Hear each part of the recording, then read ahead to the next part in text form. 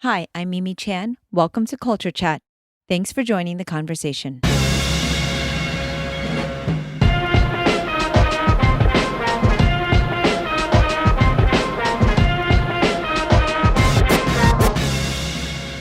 Hello out there. Is anybody else having a rough week? Well, Greg Rucka and I are too. As the world continues to battle COVID-19 and racism, not in any particular order, it leaves so many people feeling deflated and helpless. You are not alone. I know it sounds cliche, but where there is darkness, there must be light. I'm certain there is an actual quote out there somewhere, but I don't actually have it. Although we are in the battle of inches, Greg points out that as slow as progress is still being made. Greg and I discuss the difficulties of navigating the roller coaster of emotions, as well as the importance of self-care. We both needed this conversation today, given the current events, so we will be answering listener questions next week. So listeners, you still have another week to get asking. For those that don't already know, Greg Rucka is a New York Times best-selling author of hundreds of comics and nearly 24 novels, many of which I love. As always, please listen with an open mind and remember that my opinion on politics are my own and do not affect my position at work. I'm loving these conversations and hope you are too. If you are, you can rate my podcast on your platform of choice. And if you'd like to support with a donation, I would certainly appreciate it to help me keep these podcasts going. You can become a patron of the show by visiting my website or patreon.com. Thank you so much. I appreciate you. For comments or suggestions, email me at mimi@culturechatpodcast.com or reach out on social media at SifuMimiChan. Now, on with the show. Hi, Greg. Welcome back to Culture Chat. How you doing, Mimi? Great. This is milestone number 10 for us. Oh, you counted. You went back and counted. Well, I do count our very first one. So in continuity, it's technically 9. But I'm even at this point, I don't really write a ton of notes of, oh, this is what I'm going to ask Greg, because literally it's week to week. But I do still have a doc, and each week I change the number. So this is your Greg 10 today. Okay. All right. I'll take it. Yeah, which is amazing. There are worse milestones. Yeah, no. I mean, amidst all the darkness, there must be some light. And so this is, like we've said, a bright spot in the week, but it's still another hard week. Yeah, this one I've found this week very difficult. I think I'm still trying to figure out what did it, because I went into it feeling pretty good. Monday morning, I have a call with Alejandro Arbona, who's effectively my editor pro tem now. He's the editor on Lazarus and Black Magic and The Old Guard and like 3 other things that have yet to see the light of day. And aside from all that, he's a friend and a nice guy. And we tend to have a call on Mondays, which is sort of him going, this is on fire, you need to get to work on this, and that sort of thing. And, we had a good call on Monday, and I had cracked a story problem, or thought I had, and I was all excited to get back to work. And I got back into the office, and I must have seen something, probably on Instagram, because it is the only social media infection vector I am still privy to. Yes. And it may have been the story in the Atlantic about the spiking corona infections, and looking at that data or something. But whatever it was, it just started to cascade. It was sort of like I had successfully dammed up a whole lot of the negative emotion I'd been carrying. Yeah. And it all came out. Well, that's the point. It needs to come out. I think we all have to have these outlets. But I think you just also don't realize it sometimes, that you have to let out the steam. Like, you don't really realize you're at your boiling point till the boiling point hits. Until after you've boiled. But it hit me really, really hard. And I suddenly found myself in a place where I was in, I couldn't do anything. Yeah. And I have been fighting that off and on all week. Mm-hmm. And I do not know. I do not know what I can do to get out of it other than practice the best self care that I can. Mm-hmm. Yeah. Um, and I don't think. I mean, I would hope. I share this with you not to go, oh well, it's me, but as much to say, if there are other people out there who are doing this, um, and feeling it and fighting it, yeah, I've done a pretty good job of maintaining energy and keeping my chin up and fighting forward. But I think today I needed to kind of wave to the coach and go back to the bench for a little bit. Mm-hmm. Um, and part of the problem with that is that you can't. You can't. You can moderate your engagement, but it's very difficult to disengage. And frankly, one could argue that it is immoral, if not unethical, to disengage in this moment. Yeah, I think checking out completely is obviously not quote unquote the right thing to do. I do think self-care is important though, and this is something that my husband Oscar and I talk about a lot. We talk about it with our students. We feel kind of a sense of responsibility to constantly be promoting self-care, which is hard when you yourself are not necessarily doing those things. It's kind of do as I say, It not as I is. do.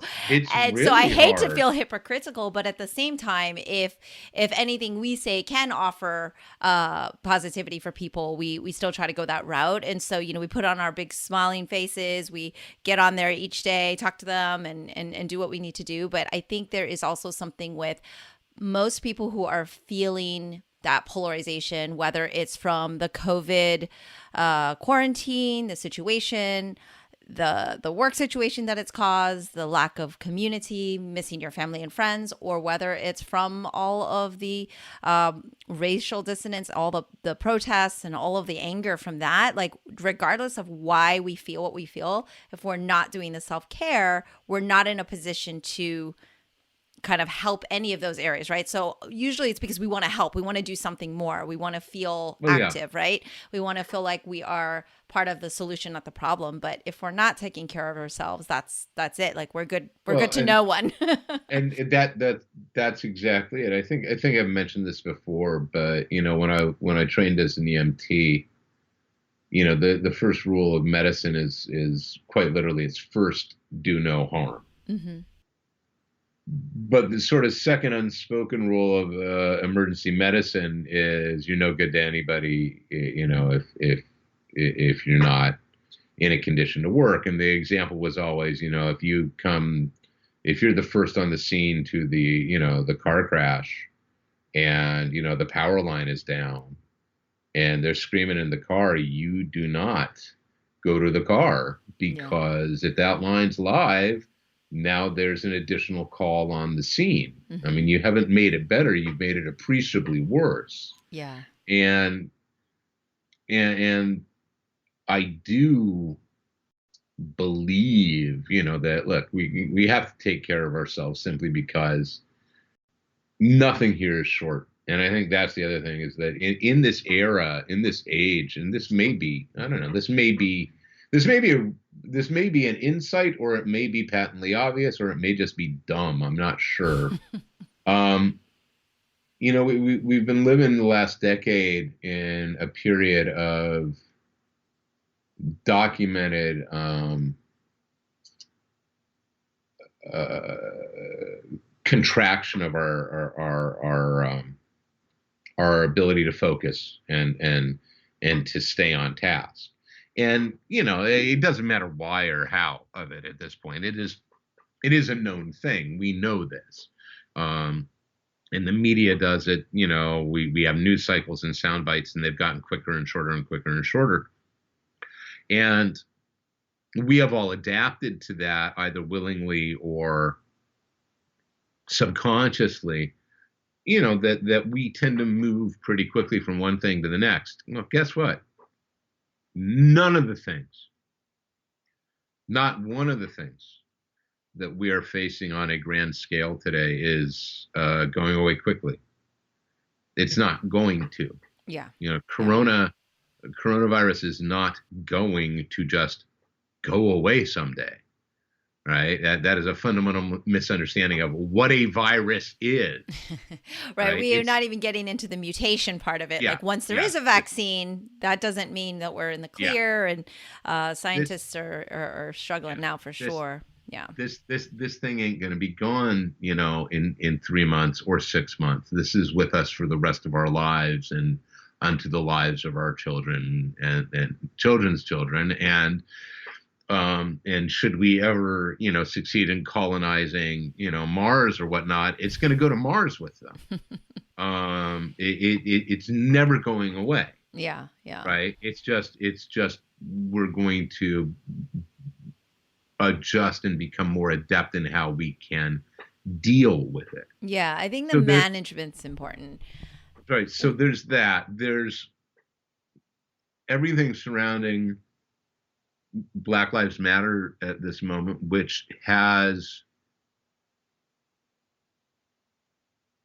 uncorked a bottle of everything attendant in institutionalized racism and passive racism, and not simply against blacks, but throughout the society, and the gross injustices there. That has, in turn, and is going to continue to ripple. The protests. People who want the protests done tomorrow. This thing's going to last even after the news cycle forgets. This is not going to stop tomorrow.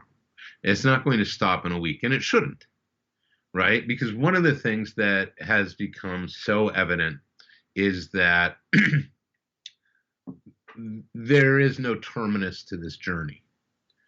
There are going to be perhaps benchmarks and moments of celebration and moments of palpable progress, but this is an ongoing struggle, and it's going to be an ongoing struggle, and it's a lifetime's work, and it's going to continue on. So that's not going away quickly, and there is a genuine fatigue, and you can't. Look, if you decide, I'm done with Corona, that's fine. Great. Go out and roll around in it, but don't expect me to applaud your choice. Right. Because you choosing to do that puts other people who do not feel that or cannot afford that at risk. So like I said, I think there was I had a perfect storm of things that sort of hit me late Monday. And here we are on Thursday, and I'm still not up to speed. I'm coming out of it, but I had a couple days there where I was like, oh, is today one of those days where you just want to lie on the bed and, curl up and hold on to the dog? Yeah. And I think in sharing that, it's important because people do feel that, and I think they're afraid to express that because maybe they're like, well, I'm not out there protesting, or I'm not the one being oppressed. Like you're almost afraid to quote unquote complain. And I don't think it's a complaint versus this is where I'm at emotionally, and this is what I'm feeling, because you have a bit of that helplessness. Like, we can't fix COVID. We can't fix the, racial discrimination, and we can't fix any of those problems. And, obviously the one thing that's been positive has been the spark of conversation, and everybody's talking more, which then in fact more things happen. But I wonder, and I'm concerned for, and like you just mentioned, yes, this is not going away. Obviously, we know the problems aren't going away, but we've seen like really small, kinks that have like kind of like, all right, maybe there's going to be a little bit of something different. But I wonder if like when March for Our Lives happened and we're like, wow, those kids are really making a difference. And I mean, the gun control laws really haven't improved that much but here, right? But they have. This is the thing. You see, and this is why, like Corona we're stuck with. Right. Racism we're not. Mm-hmm. And there is, and look, I mean, I know the corporate sponsorship and things like that. Everybody's playing games. Everybody wants to paint themselves and look really good. Ooh, Amazon's no longer not going to let sell their facial recognition technology to police forces for a year. Well, great, Jeff. That was really big of you. Microsoft has just announced that they're not going to do it anymore. And they're not doing that out of the goodness of their hearts. They're doing that because on an ultimate level, as I say over and over when we talk, it all comes down to money. And it all comes down to greed. And it all comes down to the bottom line. But you know what? If you make it financially unviable for them to be racist motherfuckers, fine. If that's what it's going to take in this society, if the only thing they hear is the bottom line, then we speak to the bottom line. Mm-hmm. And if NASCAR is going to say, guess what? No Confederate flags. And it's an easy thing for them to say when nobody's going to be in the stands on race weekend. I can acknowledge that, and I can acknowledge the gesture as perhaps somewhat hollow and certainly somewhat self-serving, but also significant. Yeah. It does matter. These things do matter. And there is progress being made. Yeah. So, and last week I did get to talk to like your friends over at Geek in the City, and also a lot of other conversations. This has come up. It's like, well, of course, every company, small business to all the way to the Amazons of the world, everyone's come out and said they're anti-racist. Like, of course, no one's actually going to brand themselves as race. Well, I guess there's no. There are plenty who will do that. And in point of fact, one of the other things that's driven me crazy this week is that Trump is deliberately doing that. I mean, he is deliberately. We are going to launch our next campaign rally is going to be in Tulsa on Juneteenth. That is absolutely dog whistling to every racist out there saying, come to me, rally my people. Yeah. We're going to have my campaign rally is going to be on the site of this incredibly racist stain in our history. Yeah. On the day that is supposed to be freedom. Emancipation. Exactly. That is. There ain't no two ways about it. See, and this goes back to that problem, which is most people that you and I know are never going to look us in the eye and say, oh, yes, I believe that white people are superior, right? But that doesn't mean they don't believe it. And that's the problem. And it doesn't mean that they may believe it without realizing it's something they believe. This is why we talk about being anti-racist, right? Instead of not being a racist. Mm-hmm. Is that there are whole presumptions and thoughts and systems that have been baked in for centuries now, that they become not invisible, but so taken for granted that they have blended into the background. You look at the calls to defund the police and how that relates. I mean, that defunding the police goes all the way, it goes back really far, but it certainly goes right back to Eisenhower warning us about the military-industrial complex. These things are part and parcel. It goes to prison labor. It goes to, Ava DuVernay's documentary 13. Yeah. All of these things are connected. There is so much money bound up in this, and people are scared, and not for the right reasons. Yeah. They're scared because I am not going to be able to make my quadrillion dollars that I am used to making, and I am scared about that. So we have, and this is why this is so important. This is why I take hope from it. And we talked last week about the fact that at its heart, protest is an act of hope. Mm-hmm. All right. But look, I'm all over the place, as I said. And the other thing, and we should say this for listeners. Mimi and I talk for a couple minutes before we start always, and Mimi asked, how's it going? And I was like, it's been a week. And part of what's also going on is that I have been doing a lot of talking this week because there's old guard press and interviews and so on. So I am starting to feel a little bit like a chatty Cathy doll. Like you pull my string and well, especially when you're doing pressers, because you have to talk about kind of the same content and it's just different outlets, but you have to still deliver the same message and try to find a new way. And I just interviewed somebody who wrote a book and he was like, oh, this is really nice because you didn't ask me like the standard questions I've been asked on every podcast. I was like, yeah, I tend to just go like way off. I was like, so tell me about the food over there. What are you guys eating? Like that's kind of my style. And we'll talk about your book as well, but I tend to kind of go all over the place. Yeah. I should just change it to like tangent chat or whatever, because that's a lot more appropriate, I think.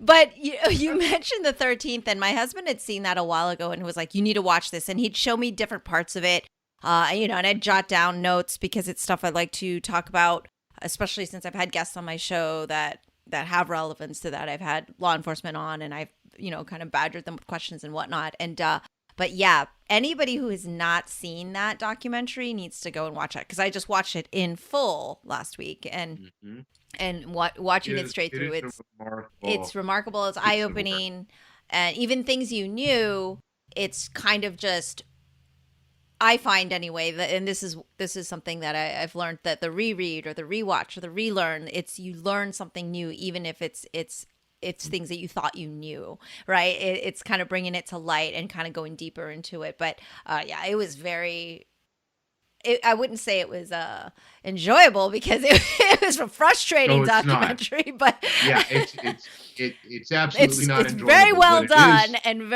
you'll feel very well informed.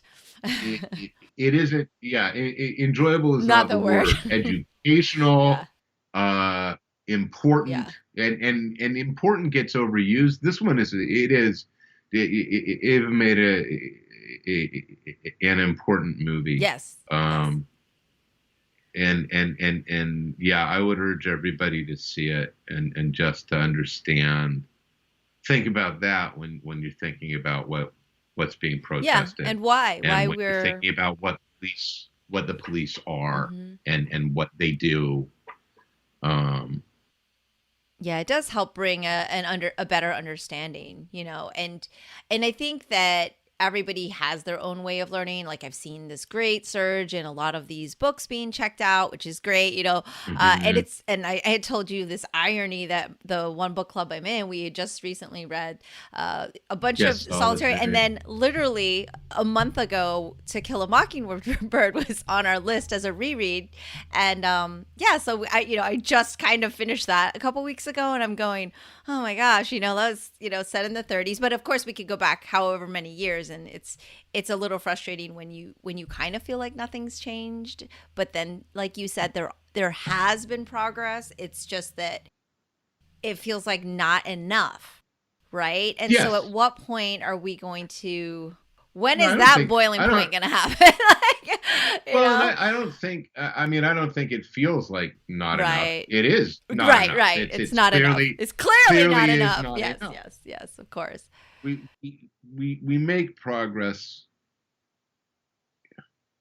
but it's a battle of inches. I've said this before too, and that can be really disheartening.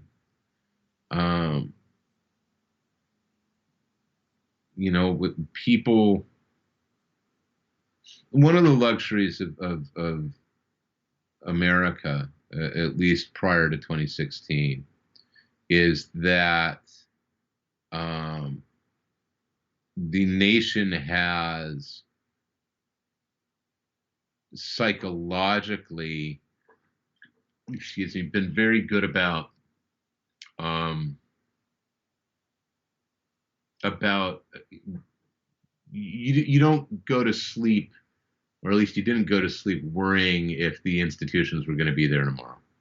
The sense of continuity for all the problems that were not being addressed or actively concealed or whatnot. One didn't worry that, for instance, if McCain lost to Obama, um, we were going to have tanks rolling through the streets. Right? That is an American privilege, and we've had it for a very long time, and that has been eroded now to such an extent that one of the things that we're experiencing is, and it is a very unfamiliar place for this country to be, is uncertainty, like fundamental, basic uncertainty. Because as much as we may have hated the guy in the White House in the past, we have not in any of our lifetimes had somebody in the White House who, in the main, is absolutely lying all the time. There's no, and it's not simply the act of falsehood; it's the active disregard for the system. Like, I was not a fan of George W. Bush, and I did not like the way Rove and those guys would abuse their positions. Yep. But I didn't actually believe that at any point they wanted to, get rid of the Senate and House. Like, I never. Yeah, we're in a very bad dystopian future. I mean, we've got a lunatic. We've literally got a lunatic. We're there, and it's been jarring to see a lot of images. Like, there's this one really great image going around, which is like our president, and then previously Obama, who walks with the people. Like, it showed him like walking at the anniversary of Selma, and literally the other image was stuff that I've seen at from communist countries or dictatorship. Like, it looked like out of a history book of something that was a preempt to a really bad thing about to happen from a really dictator type of country, and you're just going, it was such a horrible image. And then I thought, wow, that's where I live. And I never would have felt that way in the past. Like, it's stuff you see other places have issues with, but that's, quote unquote. And that's what this guy wants. I mean, it's never is it more true. He is so weak. And he's weak because he spends so much time and effort desperately trying to appear strong. You know what I mean? And if you've ever met anybody who really is, never mind if you've ever met your dad. You know what I mean? He's not a guy who walks down the street going, "Hey, come at me." Right. He doesn't need to. He knows what he can do. Right? Yeah. And that's the thing. You either walk the walk, right, or you talk the talk. All this guy does is talk. All he can do is talk. Yeah.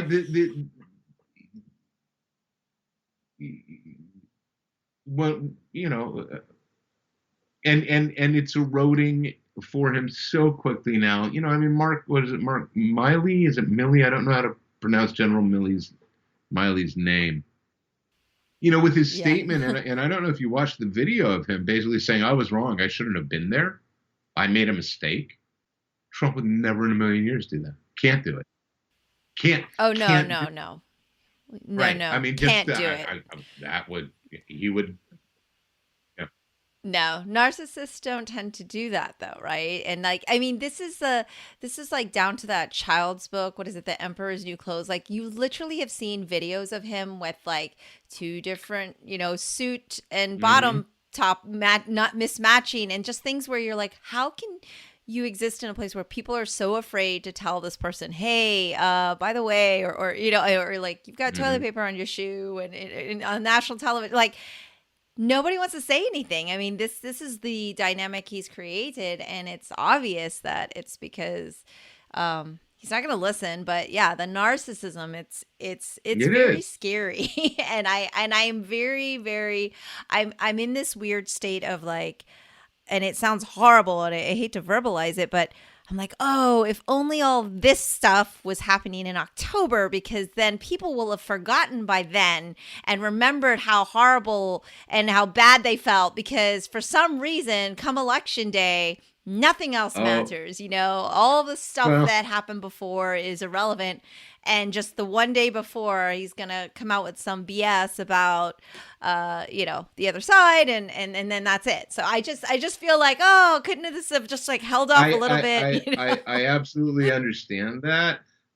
Don't they have so lost the plot, and the dirty tricks that are going to have to be played, um, and will likely come to light by October, are going to be pretty extraordinary. But don't for a second think that this is not going to matter, because, like I said, none of this is going away. None of it is hmm going hmm away, and so I don't even want to get onto the election because it's so far out right now. We'll Yeah, wait till October. I'll talk to you in October but about it. I will go back to, look, as miserable as I have been this week, and as sad, and as exhausted, and that's just, in doing what I do, and in fighting, as best as I can, and all of those things notwithstanding, I can still sit here and talk to you on a Thursday, with hope, you know, hmm and and that is so that's everything. Because we lose that, then we're in real trouble. Yeah, you're definitely not going to be even getting Yeah. out of bed in the morning if you lose that. And so and that's those are the moments that we hold on to, and that we cherish it, and honor it, and Yeah. then keep it with us, because otherwise it's so easy to get caught up. And I this is why I do my limit of the number of minutes I'm allowed, quote unquote, I allow myself to watch the news. It's kind of like news has become like the French fries of Yeah. my life or Yeah. whatever. Like, it's very limiting. Like, I have to put a Yeah. cap on it. I can't just eat French fries all day. So I'm really specific about that. And it's kind of like that. But I guess I should say something worse, because French fries is like a treat, right? News is not a treat. But I think that it's really important that you're doing self-care, because earlier offline you're like, yeah, and I've got some other projects that I'm working on that hasn't come out yet, and writing is a challenge, and so I need to know what I need to do to get you in a good writing place, because I selfishly want more content, and I know our listeners do as well. It's there's content. There's content coming. I promise. Yeah. I mean, If it does help, I've seen a lot of feedback, whether it's been a dropped email or a little comment on Instagram, on really enjoying not just our rant nature, but the fact that you care enough, I care enough to verbalize what we feel is right, and verbalize and empathize and share the stories and put ourselves out there. Like,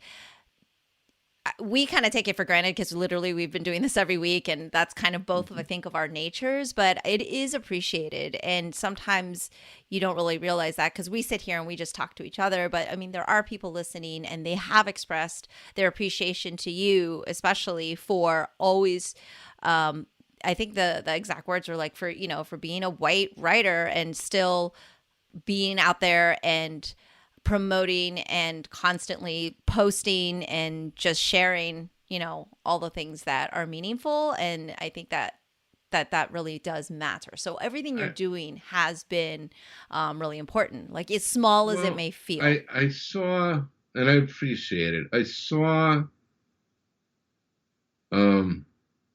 somebody posting. I've seen it come by my feed a few times. They're basically saying that,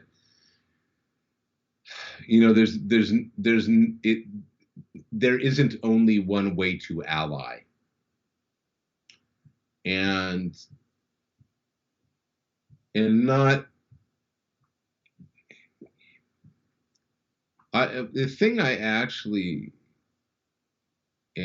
find myself most, I wouldn't say most, one of the things I find myself concerned about in these last couple of weeks is I don't want to be performative. I don't have another way to put it. And when you see people, and I've seen some trolls saying, oh, let's see your donations. Like, you know what? How much money I gave into who is none of your damn business. I'm not going to put that out there because, number one, don't change the argument. All right. Number two, don't try to use me to shame other people in a time of incredible economic uncertainty. Right? Don't you dare try to shame somebody who maybe needs that money for rent, for medicine, for food. Right? I think in large part, if I can, because, look, I'm a white middle-class Jewish guy, and I am very fortunate. I'm remarkably fortunate in my life. I am remarkably fortunate in the amount of privilege that the white middle class has gotten me. It's absolutely, vital that I recognize that privilege and I use it as best I can. Because I didn't come by it honorably. I got given it. So, I will cheerfully spread that around as best I can. You're right, though. There's more than one way to ally. And because, of course, there are people who just social media and post something, but maybe never gave it a thought, but they're jumping on the, I mean, there's a percentage of those, right? But I think you can definitively know who really stands for things, who really empathizes with the Black Lives Matter or supports it, or however you want to put it. And I think those people who are spending their time trolling or criticizing are obviously not spending their time well, right? They're not obviously an ally, and it's a right-wing tactic, actually, and it's an active one. You are seeing, far-right groups going, oh, do this. This is a tactic. Do that. Try to engage in the debate. And it's like, you know what? I'm not on social media to debate anybody.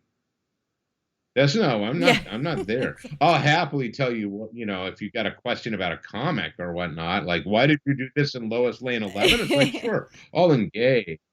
But if you want to talk to me about, well, defunding the police is problematic because, if you outlaw guns, only outlaws will have guns, bullshit. It's like, I'm not doing that. I'm not playing that game. We're not doing it. Not gonna do it. Will not be drawn into it. I used to say I had to go on Twitter today. What? No wonder you're not feeling well. No. It was very careful. I suited up. Okay. I mean, it was I looked like a freaking astronaut. I had to go on to Twitter into my account because before I had left Twitter, I had I had run one of those block programs, and it had run trying to weed out a certain sector of followers who I did not just want to engage in, um, as they Mm-hmm. were, trying to burn down certain gates with comic books, shall we say. And the problem is that when that happened, it nuked a whole bunch of people who were entirely innocent. Right? I ended up blocking a whole bunch of people who were like, "What did I do?" And it's like, and now it's like 4 years, 5 years after the fact, I still get emails going, "Why did you block me?" It's like, I didn't. I am so sorry. So You're like, I'm not even on literally, that was there. literally it. I got an email from this guy saying, "Hey, I got this thing. I wanted to post it, and you blocked me. I don't know what I did." And I was like, that was, so I had to go in and unblock him. And there was a reason I was bringing this up. So yes, I was suited up, and I went on Twitter, and I unblocked this, Mm-hmm. and then I went away from Twitter again. I think we were talking about not wanting to engage. Like, yeah, these Yes, you said that you yeah, weren't there to that debate was people. that was one of the big problems with Twitter, is that it wants to pick a fight. I mean, it's literally walking down the street, in leather and chains, going, "Come on," and throwing shoulders, and it's just like, knock it the hell off. Yeah. Yeah, I don't have the constitution for it either, which is why I have like 10 followers or whatever. But no, but then you see the people who are using it for good. I just brought this up to my students because I've got a lot of lovely students, and they're like, these cute little girls that are like, "Oh my god, we love our K-pop." And I was like, you know what? I always made fun of them kind of, because I'm a bad person. But that band BTS, like, speaking of, like, let's kind of ended up on the positive, but that's this K-pop band, and I never honestly have really heard their songs until some of these Uh-huh. kids have played it for me, and I was like, I guess it all sounds like, the same. All the bands, the K-pop to me sounds the same. It's not my thing, but I respect it. But then they're like my new favorite band because I saw that they gave $1 million to Uh-huh. Black Lives Matter, and then their Yeah. fans matched it. And then they hijacked the hashtag all lives matter or whatever. And so anytime anybody was trying to, like, they did some sort of social Mhm. media block, right? So anytime anyone was trying to put that hashtag in, all their fans flooded it to where it would only show like pictures of them singing or like random K-pop stuff. And so basically their accounts ended up like, Yeah. people were getting like really frustrated, so they used their They social use their media presence for powers good for because they've good. got Yes. million. They use their powers for good. I'm like, that's so cool. Like, I love that they did that, and I thought that Yeah. was No, hilarious. see, and And that's like, that's I was like, actually this is a the bunch of these. hilarious there. Yeah. Have you noticed that, like, these people have no sense of humor? Like, the thing that drives them Yeah. Oh. crazy is if you make fun of them. Mm-hmm, mm-hmm. And we used to do that a lot, and we don't anymore. I Yeah. always felt that, like, if Disney really had wanted to jump in front of a lot of this stuff, what they would have done is, when, like, 2, 3 years ago, say the stuff around The Last Jedi, you know, Mm-hmm. or when you get Avengers, backlash and stuff like that, Black Panther issues, or Captain Marvel issues, is having and requiring, saying, no, no, no. Part of your job there is to go out there, Mr. Downey Jr., and say, as follows, these are the rules here. You get to be a fan in whatever fandom works for you. You don't get to kick other people out. And if you do that, go away. You are not welcome here. Mm-hmm. When Iron Man tells you to knock it the hell off, when Captain America says, "Wow, you people are pathetic and sad, and it must be really, really interesting, how often you've got to change your pants the way you're wetting them or whatnot." You know what I mean? It's like mocking. We used Yes. to, these are people who need to be mocked. Yeah, I know. And that is the problem with being overly sensitive and everything's a problem. And, you know, 'cause I came from a background where my Yeah. parents are really direct to the point they would be called, you know, politically incorrect, right? Like they are really direct. My dad is no joke when it comes to that. But the thing is, he really is always coming from a good place. Like if he's telling you your kung fu looks bad, it's Yeah, because I he think wants it to be yeah, I'm not better. You know, he's exactly. not trying to be And mean. So it's just, but I think there's a bit of that though, and like you said, with the mocking, it's kind of the people that have been trolling and the ones trolling you, this is they're a yeah, joke. They and are the this is joke, what this right? is So and that kind of that's a different thing than saying saying, "No, that sucked." Right? Okay, that was blunt but honest feedback, right? No, I'm talking about literally pointing and laughing at these people. yeah, yeah, yeah, I mean, I literally am. I think, every single bad, unflattering photo of Trump that's ever released where the toupee is flipping over or where there's a stain on the seat of his pants, yeah, yeah. he freaks out. And there's a reason he freaks out. And every freaking, white supremacist caught with a finger up their nose to the third knuckle, you know, needs to be hashtagged and you know, Yeah, only the comedians do it. Like you see, you that know, Colbert and Bill Maher and Trevor Noah. Like they're the ones that Seth use Meyer that has been definitely use that. And brilliant about Seth it. Meyer Yeah. is amazing. Brilliant. And so I love listening to him because you just sit there and you're like, Oh my he's God. funny, but It's he's so not. smart. Like you just feel like he's so smart. Oscar was like, you have a crush on him. I'm like, I love my geeky, like I love it. Okay, I've got a crush on him. So, Right? Oh my gosh. Yeah, he's released some really great stuff lately, but and yeah, it's just one of those things though where if we can't laugh, if we stop laughing, we're in big trouble. Like you said, well, where we get to the point where right. And we need to take them seriously, but we don't need to let them take themselves seriously. Right? Because that's the thing is like, oh, we're gonna, race war save America. And it's like, yeah, I don't think so, Bubba. You know, you guys can't. I saw this one on Instagram this morning, which was in response to somebody saying, "Oh, you're fine with him knocking down the statues of Christopher Columbus. How would you feel if we went around knocking down all the statues of Muhammad, huh?" And the response was, "Knock yourselves out," there's no such right. because the ignorance there is staggering. There's no such thing. You can't. You will search the world over. You cannot find one, right? You cannot find one. It's not possible. It's the same reason when you go into a synagogue, you don't find depictions of God. Everything is abstract, right? That's a Christian move, is to say, look, there's an angel and there's a Jesus and there's a Virgin Mary. Great, works for you. Judaism, Islam, not allowed to do that.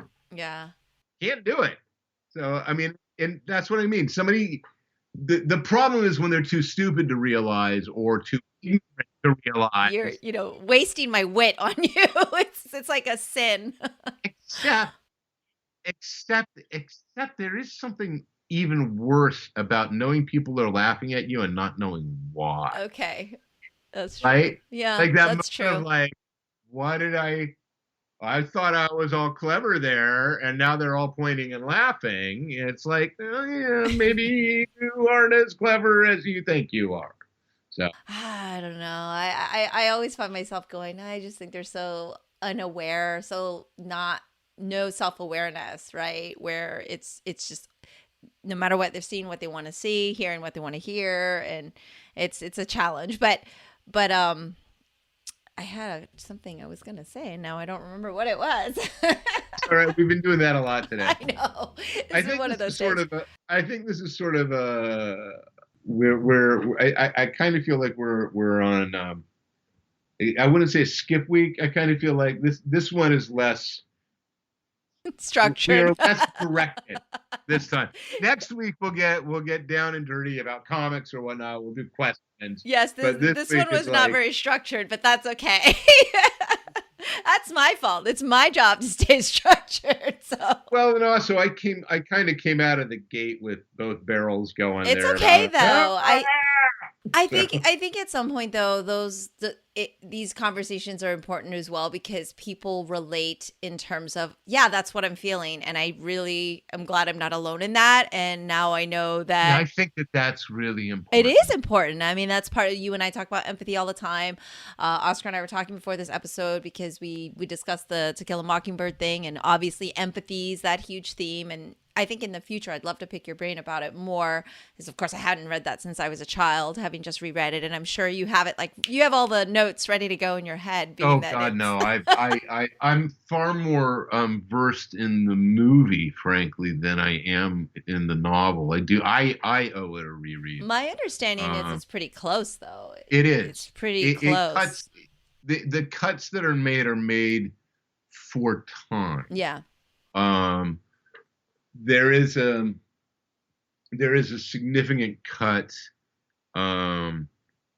about Scout during the summer and going to spend time, I think, with Dill's folks with her brother, and I think they there's also her swimming perspective there. is a little less. They use gems because she's so Yeah. young. It would be weird to have this little, so it's less about her. But overall, I understand it to be pretty close. It's funny, and we can talk about this like in the future. But Oscar and I are like, no matter what though, like we see when you imagine.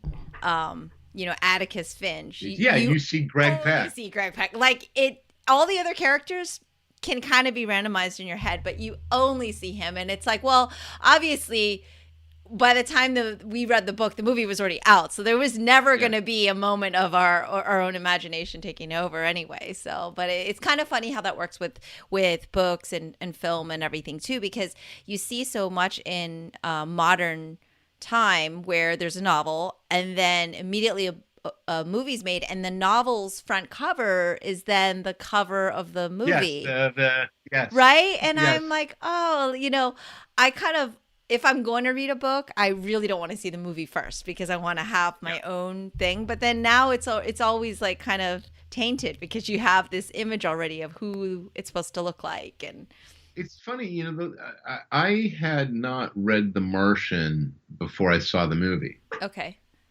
And I quite adore the movie. Is that the Matt Damon? Yeah. Okay. And it's a feel-good movie. Yeah. It really is a genuinely feel-good movie. And a movie that for all the things you can pick and nit on, is inspiring and forward-thinking and places great value on the merits of being smart and educated. Mm-hmm. But I hadn't read the book, and I remember coming away from the movie and being like, that was a little, some of these things are a little movie, choices. I remember talking to my friend Oz and being like this bit, that seemed like for the movie, and he kind of chuckled because he had loved the book. He was like, you need to read it. Oh. So I read the book, and I was like, wow, the movie is a very faithful adaptation of the book. Yeah. And again, the cuts that are made because in cinema you need to tell a story a different way. Yes. But yeah, boy howdy woo. And delightfully so. I was like, I think I've read it now once, and I've listened to the audiobook of it, I think at least once, well, going on a run. That was how I would motivate myself to run for a while, is if I run, I can listen to more of the book. Wow. Look, I'll do anything I can to trick me into jogging. I don't run, so I'm literally, I would like, do that thing where with you a carrot. Like, you dangle the carrot over your head and dangle a candy bar, or a mint issue one of something. Right, there you go. Anything to keep me running. I love it. See, this is good. We're ending on a fun note. Ooh, sorry. I was going to say, you want to know what my big happy of this week was, though? Ooh, yes, please. And again, odd because I ain't on the platform. But if you Mm-hmm. hashtag the old guard, capital T, capital O, capital G, you get Andy's laborious, Yes. which I am like, okay, that's cool. I got to see some of the promo stuff they're getting ready because they've been very, they've been um, conscientious about what they're releasing given the moment, Mm-hmm. and I'm Yes. grateful for that. But I got to see some of the promo stuff that, like, there's going to be, I think, a Times Square marquee, like Okay. on the video boards in Times Square, which is Yeah. mind-blowingly cool. But my name's on it. Oh no. What are we going to do now, No, Greg? Your I, name's I, on it. I, I did not expect that, and That's awesome. literally was watching this thing and realized, like, Charlize, the title, and Gina is there, and then over on the left it says screenplay by. I was just Yeah. like, oh!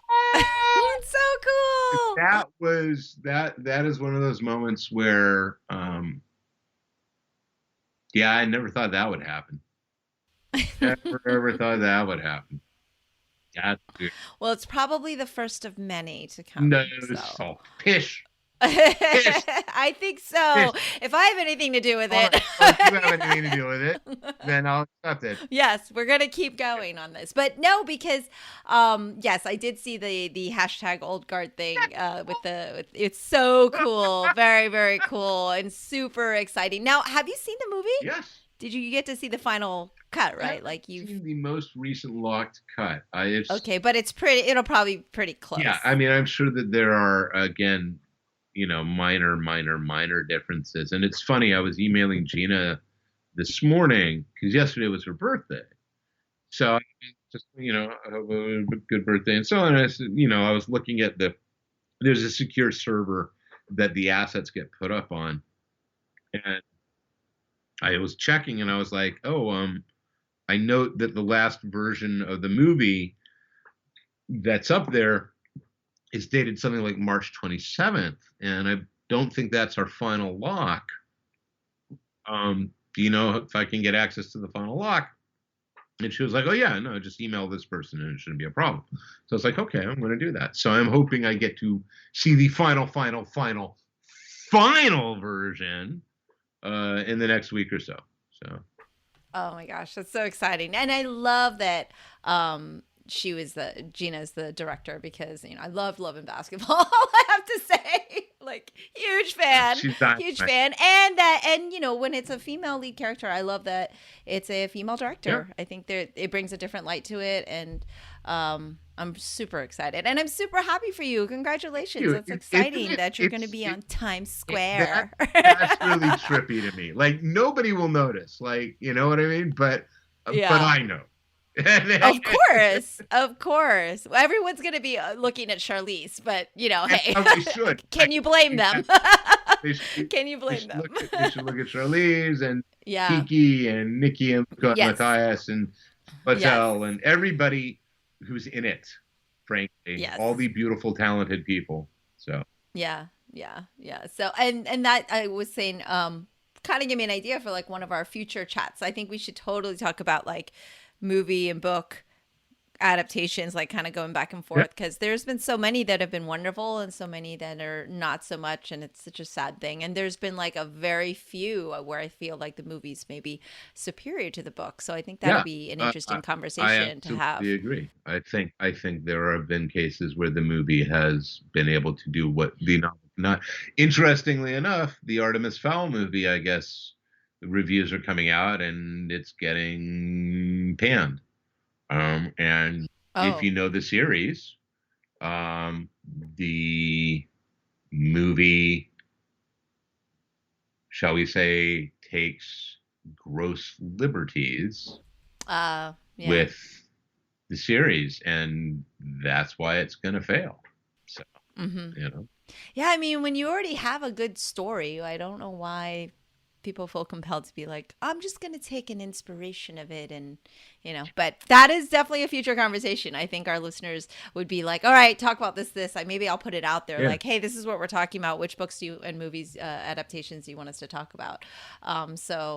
But yeah, I'm glad that this ended up a little bit on the up and up. Yes, we entered cheerfully. Yes, but I'm also glad that we got to go into the deep of it, because this is what it's like on a day-to-day basis, on an hour-to-hour basis, and it's reality. And I think it's good that we confront it head on. It's good. And it's good to have people you can share it with.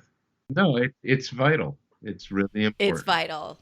Yeah, I appreciate it. And I know that you had a super crazy day. So thank you for squeezing me into your very busy schedule. And next Thursday is going to be crazy too. So we'll work on scheduling. Well, I'll talk to you off air, and we'll make sure we get our weekly chat in, because now it's a matter of we can't ruin our record.